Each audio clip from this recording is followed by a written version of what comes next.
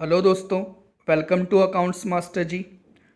कुछ बच्चों ने हमसे ये डिमांड की थी कि सर आप हमें क्लास 12th अकाउंटेंसी का सिलेबस मार्क करवा दीजिए, टर्म 1 टर्म 2 का एज़ पर एनसीईआरटी बुक, क्योंकि हमारे पास टीएस ग्रेवाल, डीके गोयल या किसी दूसरे ऑथर की बुक नहीं है और इसलिए हमें दिक्कत आ रही है एनसीईआरटी में चैप्टर्स देखने में कि कौन से चैप्टर्स टर्म 1 का पार्ट हैं और कौन से चैप्टर टर्म 2 का पार्ट हैं। तो आज के इस वीडियो में मैं आपको एनसीईआरटी की बुक से ही मार्क करवा दूंगा कि कौन कौन सा चैप्टर टर्म 1 में आएगा और कौन कौन सा चैप्टर टर्म 2 में आएगा। तो आप भी साथ में बुक अपनी ओपन कर लीजिए। एनसीईआरटी में आपकी दो बुक हैं। पहली बुक का नाम है एनपीओ एंड पार्टनरशिप अकाउंट और दूसरी बुक का नाम है आपका company account and analysis of financial statement. तो अभी हमने बुक नंबर 1 ओपन कर रखी है। अब इसके हम कंटेंट में आते हैं और मैं आपको बताते जाऊंगा कि कौन सा चैप्टर टर्म 1 का है, तो आप साथ में मार्क कर लेंगे। तो ये हम कंटेंट में आ गए। आपका जो चैप्टर नंबर 1 है that is accounting for not for profit organization NPO, ये टर्म 2 में आएगा। ठीक है, टर्म 1 में नहीं, टर्म 2 में आएगा। तो आप अपनी पेन से, पेंसिल से, जिससे भी लिखना चाहें, चैप्टर 1 के सामने लिख सकते हैं T2 करके। इसके बाद हम आ जाते हैं चैप्टर नंबर 2 में, आप जिसका नाम है accounting for partnership and basic concept. That is ये एक तरह से आपका फंडामेंटल है अकाउंटिंग का। तो ये आपका टर्म 1 का सिलेबस में कवर होता है। तो चैप्टर 2 के सामने लिख लीजिए T1। चैप्टर नंबर 3 है आपका एनसीईआरटी बुक के हिसाब से reconstitution of a partnership firm, admission of a partner. तो ये चैप्टर भी आपका T1 का हिस्सा है। इसके अंदर मेनली 3 टॉपिक आपके कवर हो जाते हैं: goodwill, change in profit sharing ratio and admission of partner. तो अभी तक चैप्टर नंबर 1 T2 का है, चैप्टर 2 और 3 T1 का हिस्सा है। अब आ जाते हैं चैप्टर नंबर 4 और चैप्टर नंबर 5 में। चैप्टर नंबर 4 में 2 चीज़ें कवर हो जा रही हैं आपकी, retirement and death of partner. तो ये भी आपका टर्म 2 के सिलेबस का हिस्सा है। तो चैप्टर नंबर 4 के सामने आप लिख सकते हैं T2 करके। And dissolution of partnership firm भी आपका टर्म 2 के सिलेबस का हिस्सा है। तो यहाँ पर भी चैप्टर नंबर 5 के सामने भी आप लिख सकते हैं T2 करके। तो ये बुक नंबर वर्क से हमने मार्किंग कर ली। सिंपली देखें तो चैप्टर नंबर 1 और 4 और 5 T2 का हिस्सा है एंड चैप्टर नंबर 2 और 3 T1 का हिस्सा है। अब हम दूसरी बुक ओपन कर लेते हैं, आप भी कर लीजिएगा।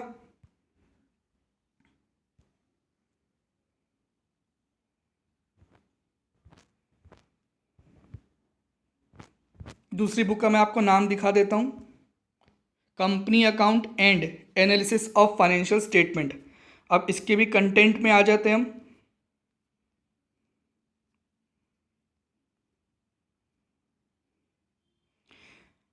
तो एनसीईआरटी की बुक नंबर 2 में जो आपका चैप्टर नंबर 1 है अकाउंटिंग फॉर शेयर कैपिटल, ये आपके टर्म 1 के सिलेबस का हिस्सा है। तो चैप्टर 1 के सामने यहाँ पर आप T1 लिख लीजिए। ठीक है, आते हैं अब इसके चैप्टर नंबर 2 में जिसका नाम है issue and redemption of debenture. तो एक बात आप ध्यान रखें, जो इशू ऑफ डिबेंचर चैप्टर है ये आपके टर्म 2 के सिलेबस का हिस्सा है। तो चैप्टर 2 के सामने आप ले सकते हैं T2। पर जो आपका रिडेम्पशन ऑफ डिबेंचर चैप्टर है ये पूरा चैप्टर डिलीट हो गया है। पिछले साल में भी नहीं था 20-21 में, और 21-22 में भी नहीं है। तो यहाँ पर आप जैसे चैप्टर नंबर 2 में देखेंगे 2.11 से 2.14 तक रिडेम्पशन की बातें की जा रही हैं। तो आपको ये हिस्सा इस चैप्टर से नहीं पढ़ना है। ठीक है, तो फिर से क्लियर कर दूं, चैप्टर नंबर 2 में एक तरह से 2 चैप्टर हैं, इशू ऑफ डिबेंचर भी एंड रिडेम्पशन ऑफ डिबेंचर भी। आपको ओनली इशू ऑफ डिबेंचर पढ़ना है, रिडेम्पशन और डिबेंचर तो सिलेबस में नहीं है, चाहे T1 की बात करें या T2 की बात करें, और इशू ऑफ डिबेंचर भी आपका T2 का हिस्सा है। ठीक है, तो accounting for share capital T1 का है और इशू ऑफ डिबेंचर T2 का है। आगे बढ़ते हैं, चैप्टर नंबर 3 में आते हैं, फाइनेंशियल स्टेटमेंट ऑफ कंपनी। इसके अंदर में हमको जानकारी दी जाती है कि कंपनी का फाइनेंशियल स्टेटमेंट का मतलब क्या होता है। स्टेटमेंट ऑफ पीएल होता है, बैलेंस शीट होती है, नोट्स टू अकाउंट्स होते हैं, एक्सेट्रा। तो ये जो चैप्टर नंबर 3 है ये आपका कवर हो जाता है टर्म 1 के सिलेबस में। ठीक है, तो चैप्टर नंबर 3 के सामने आप लिख लीजिए T1 करके। अब आ जाते हैं चैप्टर नंबर 4 में। चैप्टर नंबर 4 में बात की जा रही है एनालिसिस ऑफ फाइनेंशियल स्टेटमेंट की। अब इसके अंदर में ना 2 चैप्टर हैं एक तरह से।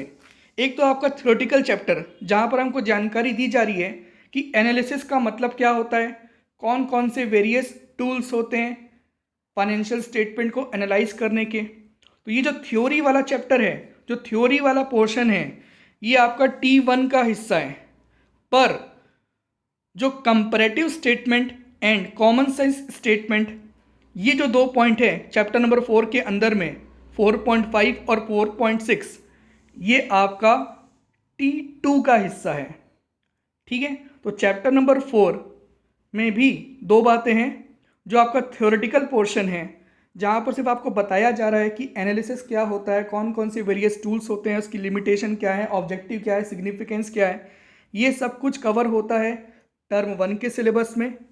पर जो इसी के अंदर में comparative statement and common sense statement आप प्रिपेयर करते हैं प्रैक्टिकली, ये वाला हिस्सा जो है वो आपके टर्म 2 सिलेबस का हिस्सा है।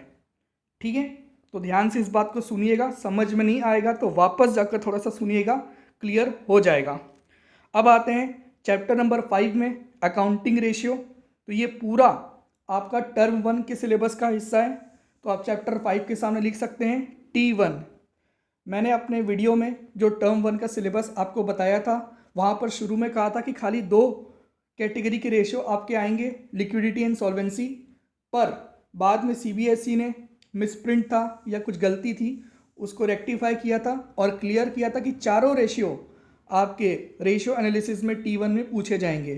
दैट इज़ लिक्विडिटी भी, सॉल्वेंसी भी, एक्टिविटी या टर्नओवर रेशियो भी एंड प्रॉफिटेबिलिटी रेशियो भी।